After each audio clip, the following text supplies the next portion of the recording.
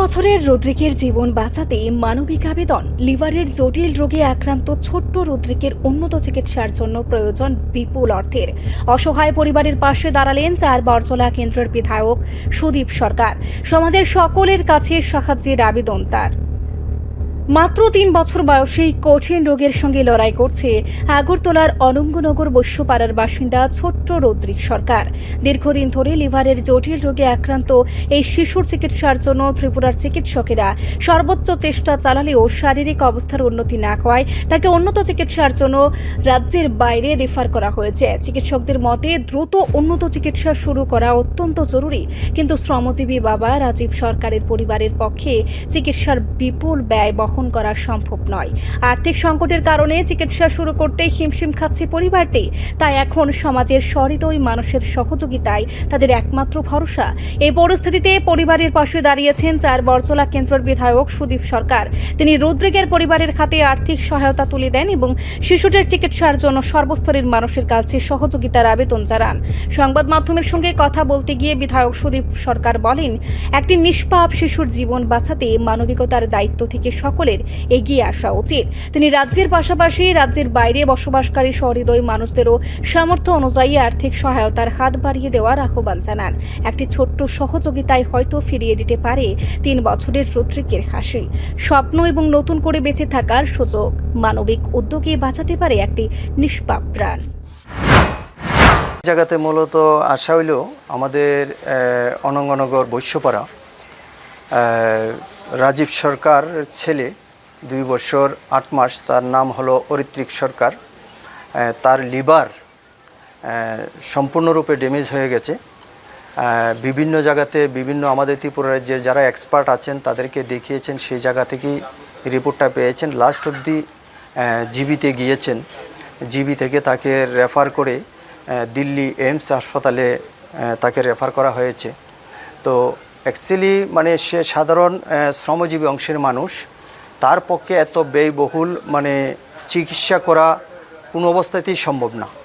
তার জন্য আমি এলাকার বিধায়ক হিসাবে এবং আমার এলাকার যারা আছেন শুভাকাঙ্ক্ষী শুভানুধ্যায়ী যারা আছেন বন্ধু এবং অভিভাবক, তারাও আজকে আমার সঙ্গে আসছেন।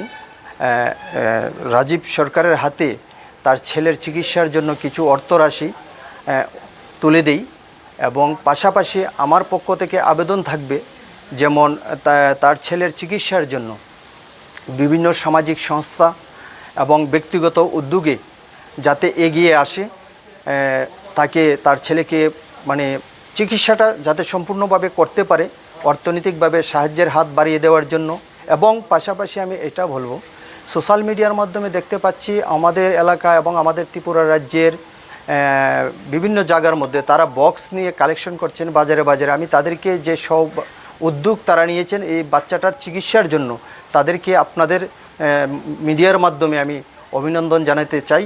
বিশেষ করে যুব সমাজ যে একটা ভালো কাজের জন্য এগিয়ে এসছেন এবং বাজারে যাচ্ছেন, বিভিন্ন সহৃদয় ব্যক্তিদের কাছে যাচ্ছেন কালেকশন করার জন্য, তাকে সহযোগিতা করার জন্য, এটা আমি বলবো ভালো উদ্যোগ।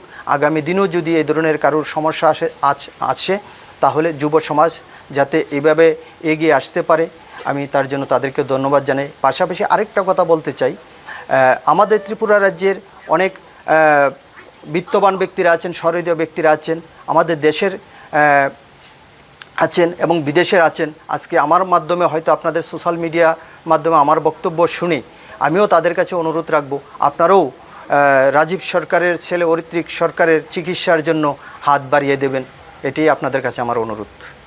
আপনি একজন অ্যাসেম্বলির মেম্বার হিসাবে সরকারের কাছে কি আশা রাখবেন?